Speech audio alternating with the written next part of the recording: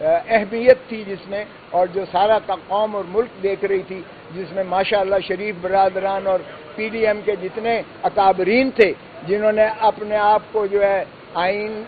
سے اپنے آپ کو جس طریقے سے کرپشن کے چارجز میں، جس طرح سے نیب کے کیسز سے جس طرح سے اپنے آپ کو بری ذمہ کروایا، جس بھونڈے طریقے سے انہوں نے قانون میں ترامیم کی، جس طریقے سے بریزن نیکڈ طریقے سے انہوں نے جو ہے قانون کو جو ہے مسخ کر کے اپنے آپ کو ان کیسوں سے نکالا، آج وہ مقدمہ بھی جو ہے وہ چیف جسٹس صاحب کی سربراہی میں 3 رکنی بینچ نے آج سماعت کیا، اور آج خواجہ حارث صاحب جو 3 ماہ متواتر مسلسل 3 ماہ سے ایک عدالت سے دوسری عدالت 24 گھنٹے جو ہے وہ خان صاحب کے کیسز میں وہ رہے، اور اتنا وہ سرگرداں رہے کہ ان کی طبیعت ناساز ہو گئی اور وہ بیماری کی وجہ سے آج آ نہ سکے، اور انہوں نے اس کا برملا اظہار اپنی درخواست لکھی ہوئی میں کیا، جس میں انہوں نے آج آنے سے استثناء مانگا تھا، لیکن اس کے باوجود انہوں نے تحریری طور پر جو سپریم کورٹ نے تقاضا کیا تھا کہ آپ تحریری بحث اس معاملے کی دے دیں، وہ انہوں نے آج سبمٹ اپنا دوسرے ایسوسیٹ کی جانب سے وہ کر دی گئی اور وہ انہوں نے پیش کی۔ تو مخدوم علی خان صاحب نے کراچی سے شامل کی، شرکت کی، اور انہوں نے کہا مجھے یہ کل ملی ہے، یہ ان کی جو لکھ کے انہوں نے دی ہے تو میں اس کا جواب دینا چاہوں گا۔ بینچ نے کہا ٹھیک ہے، تو اس پر منصور علی شاہ صاحب، جسٹس منصور علی شاہ صاحب نے کچھ کہا کہ یہ بتائیے گا کہ کیا میں جو ہے چونکہ پہلے نوٹ دے چکا ہوں کہ یہ جو ہے 3 چیزوں پر، نمبر 1 کہ کیا جو ہے یہ مینٹینیبل ہے، اور میری نظر میں مینٹینیبل نہیں ہے، بلکہ باقی 2 جج صاحبان نے کہا مینٹینیبل ہے، تو بھائی میجورٹی ظاہر ہے وہ کیس آگے چلتا رہا۔ دوسرا انہوں نے کہا کہ میں نے جو آرمی ایکٹ والے کیس میں میں نے یہ لکھا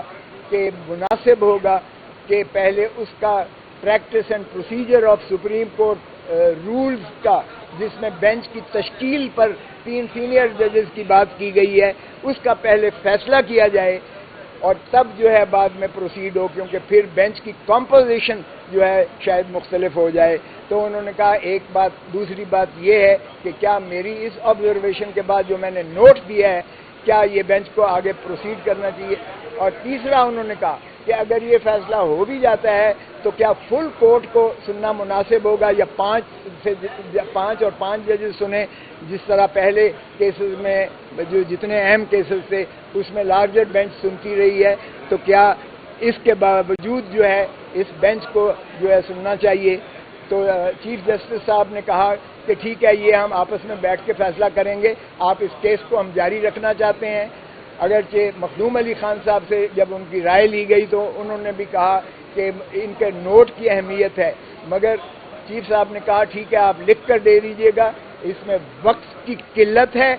اور میں یہ بوجھ اپنے سر پر نہیں لے کے جانا چاہتا کہ ہم 1 سال سے 2022 سے اس کیس کو سن رہے ہیں، اور سننے کے بعد چونکہ میری ریٹائرمنٹ قریب ہے میں نہیں چاہتا کہ اس کو انڈیسائیڈڈ چھوڑ کے جاؤں، اور میں چاہتا ہوں کہ یہ ایک اہم کیس ہے اور اس کا فیصلہ جو ہے یکسو ہونا چاہیے۔ تو اس لیے انہوں نے یہ عزم کا اظہار کیا کہ 1 ہفتے کی انہیں ٹائم دیا ہے، یہ سوموار چھوڑ کے اگلے سوموار کو رکھا ہے۔ انہوں نے دونوں فریقین کو کہا ہے کہ آپ مزید تحریری اپنا جو ہے جواب دے دیجئے گا اور اس کیس کو ہم فیصلہ کر کے جائیں گے۔ سو یہ کسی کی غلط فہمی ہو اگر کہ یہ لمبو میں چھوڑ جائیں گے یا اس کو خو کھاتے میں ہو جائے گا، تو ایسا نہیں ہونے جا رہا۔ انشاءاللہ چیف جسٹس ہمیں یہ عمر عطا بندیال چیف جسٹس تاریخ میں یاد رکھے جائیں گے۔ یہ جتنے نفیس شخص ہیں، جتنے یہ وزادار ہیں اور جتنا یہ قوم اور ملک کا درد رکھتے ہیں، جتنا ان ایشوز کو وہ سمجھتے ہیں کہ یہ پاکستان کے بنیادی حقوق سے اگر کوئی متصادم ہے اور عوام کے حقوق پر جو ہے غاصبانہ یہ عمل ہے، تو وہ انشاءاللہ اس کا تدارک کر کے جائیں گے، اور عوام دیکھے گی، انشاءاللہ دیکھے گی کہ جو ہے جس طرح سے انہوں نے اپنے کیسز کو دفن کر کے بند کیا ہے، قانون کو ترمیم کر کے اور قانون کو اپنے ذات کے لیے انہوں نے مفاد کے استعمال کیا ہے، مفاد عامہ کی بجائے۔ جو قانون اس حکومت نے 16 مہینے میں بنائے ہیں، ایک بھی مفاد عامہ کے لیے نہیں ہے، ایک بھی پبلک کے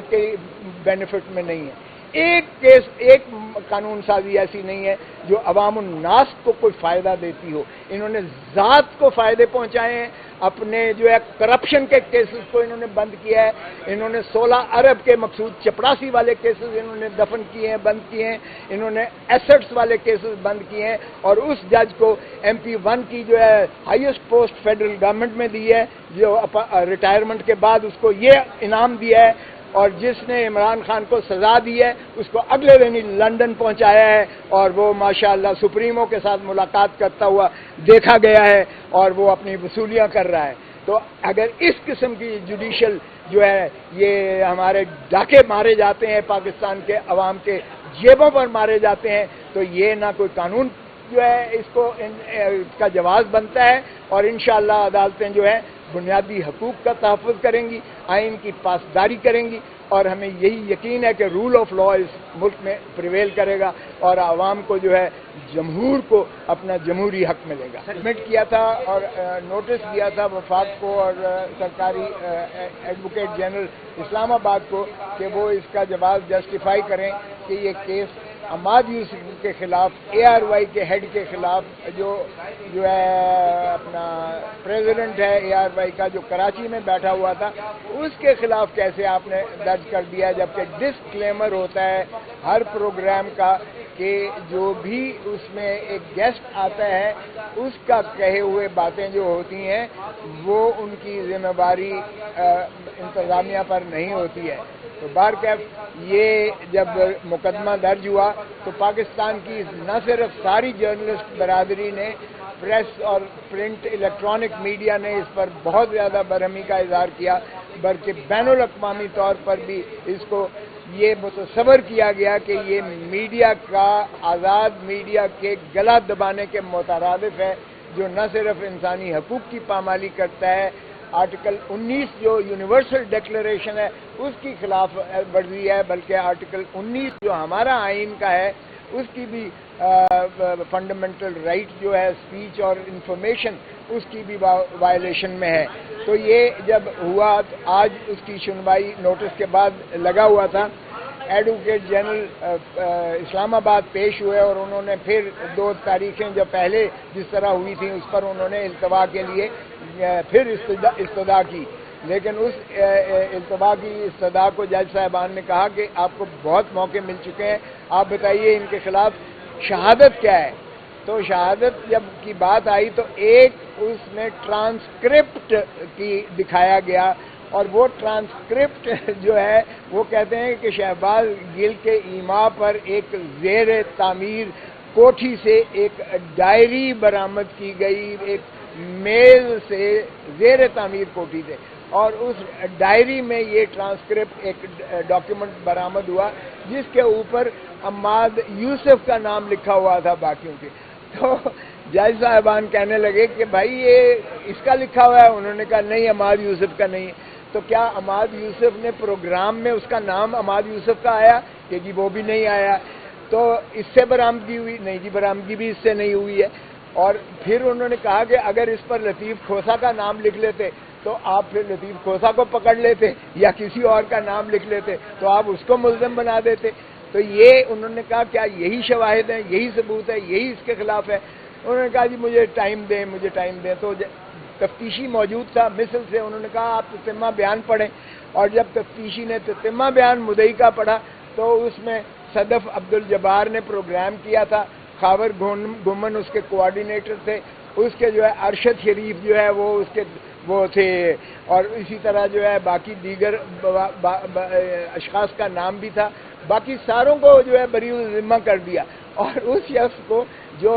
کراچی میں بیٹھا ہوا ہے انہوں نے کہا یہ چیف کوآرڈینیٹر تھا ARY کے پروگرام کا، لہذا اس کی جو ہے انہوں نے کہا یہ کیا بات ہو گئی، پروگرام جو ہے یہاں ہو رہا ہے، کر اس کو جو رہی ہے وہ آپ کی ملزم نہیں ہے، جو خاور گھمن جو اس کو کوآرڈینیٹر کر رہا ہے وہ ملزم نہیں ہے، وہ سارے بے گناہ ہیں۔ تو یہ عماد یوسف کہاں سے بیچ میں آ گیا؟ اس کے علاوہ انہوں نے کہا شہادت بتائیے گا، تو کوئی شہادت ان کے پاس نہیں تھی۔ اس لیے جج صاحبان نے کہا کہ ٹھیک ہے ہم آپ کو آخری موقع دے رہے ہیں، لیکن اگر یہی شہادت ہیں تو آپ سوچ لیں کہ اس کے بعد بھی کوئی جواز بنتا ہے، تو میں نے عرض کی کہ جناب اس سے بین الاقوامی طور پر بھی ہماری صحافی برادری پر، ہمارے جو ہے پاکستان کے امیج پر کہ یہاں بنیادی حقوق کو کس طرح سے پامال کیا جا رہا ہے اور کس طرح سے آزادی صحافت کا گلا گھونٹا جا رہا ہے، یہ دنیا ساری میں ایک شور و غوغا ہے، اور پاکستان کے صحافی بھی اس سے اس قدر خائف ہو رہے ہیں کہ وہ اب کوئی بھی پروگرام کرنے سے پہلے جو ہے ان کو اسی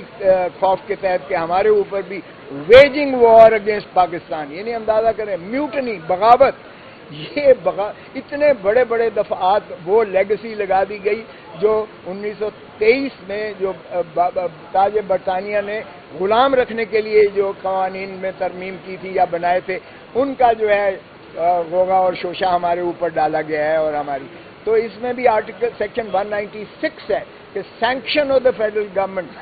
یا پروونشل گورنمنٹ، تو سینکشن بھی اس کے خلاف نہیں تھی کوئی شہباز گل کی، اور سٹی میجسٹریٹ یا ڈسٹرکٹ میجسٹریٹ کو کوئی اختیار نہیں ہے کہ وہ فیڈرل گورنمنٹ نہیں ہے. جو انہوں نے پیش کیا وہ بھی سینکشن نہیں تھی. سو کسی انداز سے بھی یہ عماد یوسف یا کسی میڈیا چینل کے خلاف چینل یا ان کے کسی کوآرڈینیٹر یا کسی ان کے جو ہے آرگنائزر یا ان کے پریزیڈنٹ یا مالک کو بھی بنا دیا انہوں نے اس میں جو ہے اقبال صاحب کو بھی، تو وہ بھی ان کو بھی بری ذمہ قرار دے دیا گیا تفتیش میں. عماد یوسف کو پک کیا گیا تھا، اور یہ پک اینڈ چوز بھی یہ ڈسکریمنیٹری تھی، یہ بادی النظر میں یہ آئین کے متصادم تھی. بہرکیف اب انہوں نے 2 ہفتے کی تاریخ دی ہے اور کہا ہے کہ اس پر جو ہے حتمی فیصلہ کیجئے گا اور کریں گے. سو یہ بنیادی حقوق سے متصادم تھا، اور اس میں آپ کی جو ہے جرنلسٹک برادری ساری انوالو تھی. دوسرا مقدمہ جو آج تھا بڑا